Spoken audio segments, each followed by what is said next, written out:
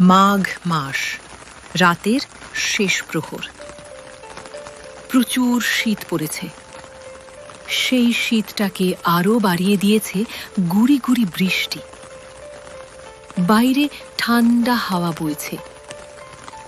সাধারণত এ সময় আকাশ ফর্সা হয়ে আসে, কিন্তু আজ আকাশ কালো মেঘে ছেয়ে আছে। একটু পরই ফজরের আজান হবে। আজানের সাথে সাথে মা বাসায় ফিরে আসবে। আমাদের বাসাটা পড়েছে জঙ্গলের ঠিক মাঝে। বাসার পাশ দিয়েই চলে গেছে মরা খাল। শীতে খালে পানি থাকে না, কিন্তু বর্ষাকালে এই খালটি পানিতে টুই টুম্বুর থাকে। তখন নানান মাছ পাওয়া যায় খালে। বর্ষায় আমাদের খাবারের সমস্যা হয় না, কিন্তু শীতে আমাদের জন্য খাবার আনতে মাকে অনেক দূরে যেতে হয়। আমি, মা আর আমার ছোট বোন, আমরা 3 জন থাকি এ বাসায়। আমাদের বাসাটি বড় বড় গাছে ঘেরা, নাম না জানা অনেক গাছ। তার ফাঁক দিয়ে কখনো সূর্যের আলো আসে না। আমি সবসময় বাসাতেই থাকি। বাসার বাইরে যেতে মায়ের নিষেধ আছে।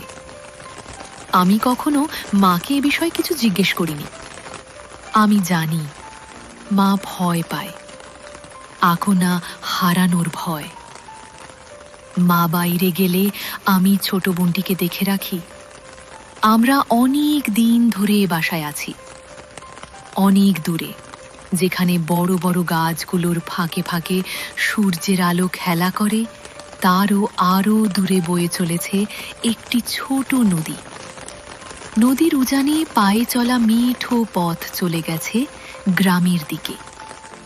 মা সেখানে যায় আমাদের জন্য খাবার আনতে। আমি জানি, আমি অনেক কিছুই জানি। আমি জানি বাইরে গেলে আমাদের বিপদ হবে, ভয়াবহ বিপদ। আজান হলো অনেক দূরে। বৃষ্টি ধরে এসেছে। গাছের পাতা হতে টিপ টিপ শব্দে পানি পড়ছে টিনের চাল।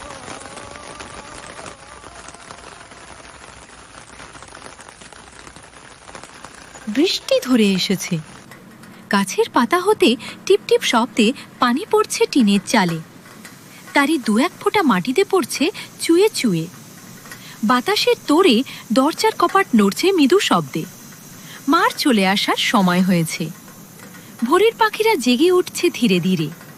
একটু পরে তাদের ডাকে কান পাতাই দেয় হবে। বোনটিকে ডেকে তুলতে হবে। আমার প্রিয় ছোট বোন, কি সুন্দর নিষ্পাপ তুলতুলে। ঘুম থেকে উঠেই সে খেতে চাইবে, কিন্তু মা এখনো আসছে না কেন? মার তো এত দেরি হয় না। তাহলে কি কোনো বিপদ হলো? অজানা আশঙ্কায় কেঁপে উঠল আমার মন। বুনো ফুলের তীব্র কটু গন্ধ ভেসে আসছে বাতাসে। বৃষ্টি থেমে গেছে পুরোপুরি। বাইরে আলো ফুটছে। তারই মধ্যে জঙ্গলের ভেজা পাতায় কারো পদশব্দ শোনা গেল। আমি কান পতলুম। না, একটা না, অনেকগুলো পায়ের ছুটে চলার শব্দ, এবং দ্রুততা আমাদের দিকে আসছে।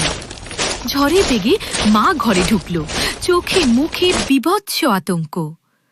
যা বুঝার আমি বুঝে নিলাম। বিপদ হয়েছে, মারাত্মক বিপদ। দৌড়ে গিয়ে বোনটাকে কোলে তুলে নিলাম। মা 2 হাতে আমাদের বুকে লুকিয়ে নিল। এরই মাঝে ঘরে ঢুকল বেটি একটা লোক। লাল আলকেল্লা পরনে, কাঁধে ঝুলা লম্বা চুল, দাড়ি গোঁফ লম্বা হয়ে বুকে নেমে এসেছে। ঘরে ঢুকে সে আমাদের চারপাশে বৃত্ত টেনে দিয়ে মাটিতে বসে পড়ল। এর ফাঁকে কখন যে আরেকটি লোক ঘরে ঢুকেছে খেয়াল করিনি।